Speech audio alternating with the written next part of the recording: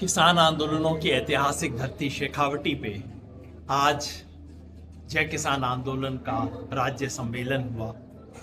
ये सम्मेलन उस वक्त हो रहा है जबकि किसानों के सामने एक और बड़ा संकट खड़ा हुआ है। ऐतिहासिक किसान आंदोलन में विजय के बाद सरकार ने पिछले दरवाजे से इन्हीं कानूनों को लाने की कोशिश की। एग्रीकल्चर मार्केटिंग फ्रेमवर्क के माध्यम से किसानों ने उसे रोका, लेकिन अब ट्रंप के माध्यम से इस देश के किसानों पे बहुत बड़ा संकट आ रहा है। भारत सरकार अमेरिका के साथ एक व्यापार समझौता करने जा रही है, जिस व्यापार समझौते में भारत के किसानों के हितों की बलि दी जाएगी ताकि बड़ी बड़ी फार्मास्यूटिकल कंपनियां, मोबाइल की कंपनियां, आईटी की कंपनियों को फायदा हो सके। इसलिए देश के तमाम किसानों को एक बार फिर खड़ा होना होगा इस समझौते का विरोध करने के लिए।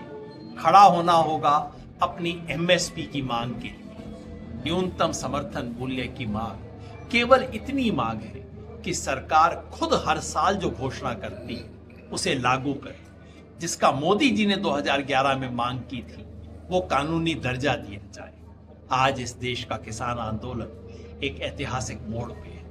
संयुक्त किसान मोर्चा के नेतृत्व में इस देश के तमाम किसानों को इकट्ठा होकर अमेरिका से हो रहे व्यापार के हमले के खिलाफ, पूंजीपतियों के हमले के खिलाफ और किसान विरोधी मोदी सरकार के हमले के खिलाफ एकजुट होकर संघर्ष करना पड़ेगा, ताकि जैसे 13 महीने के संघर्ष में मोदी सरकार को घुटने टेकने पे मजबूर किया, ठीक उसी तरह से किसानों के हितों की रक्षा हो, देश में लोकतंत्र की रक्षा हो, देश की रक्षा हो।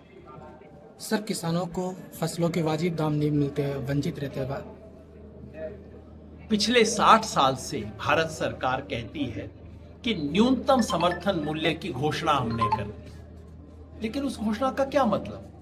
अगर किसान को वो दाम नहीं मिलते और सरकार समर्थन देने के लिए नहीं आती तो उस कागज का मतलब क्या है? इसलिए किसान आंदोलन की मांग है कि सरकार द्वारा घोषित न्यूनतम समर्थन मूल्य को कानूनी गारंटी दी जाए।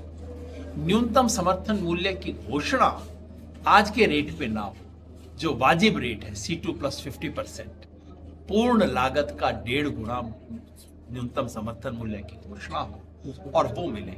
नहीं तो न्यूनतम समर्थन मूल्य तो किसानों के साथ सबसे बड़ा क्रूर मजाक है। इस मजाक को बंद करने के लिए संयुक्त किसान मोर्चा ने कॉल दी है और मैं सभी किसानों से अनुरोध करूंगा कि हम मिलकर इस संघर्ष में शामिल हों। सर, वक्फ बोर्ड कानून के बारे में आपकी क्या राय है? वक्फ बोर्ड आज के इस चर्चा का, किसानों की चर्चा का मुख्य मुद्दा वक्फ बोर्ड का कानून नहीं है, वक्फ कानून नहीं है। तो उससे अलग जो मेरे संगठन की राय, ये मैं जय किसान आंदोलन की राय नहीं बोल रहा, भारत जोड़ो अभियान की राय बोल रहा हूँ।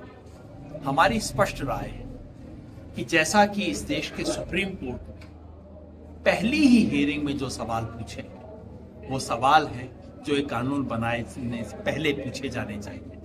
सुप्रीम कोर्ट ने पूछा है कि आप कैसे किसी एक संगठन की धार्मिक संपत्ति की मैनेज करने में दूसरे धर्म के लोगों को ला सकते हैं? क्या ऐसा किसी हिंदू धर्म के संस्था के साथ किया जाएगा?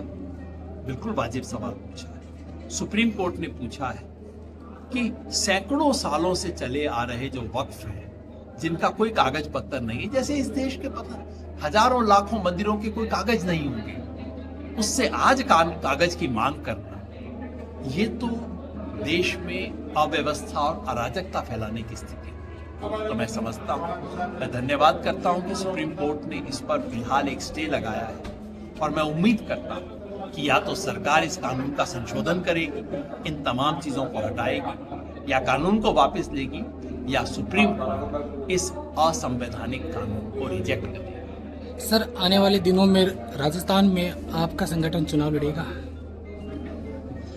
राजनीति का सवाल केवल चुनाव का सवाल नहीं होता।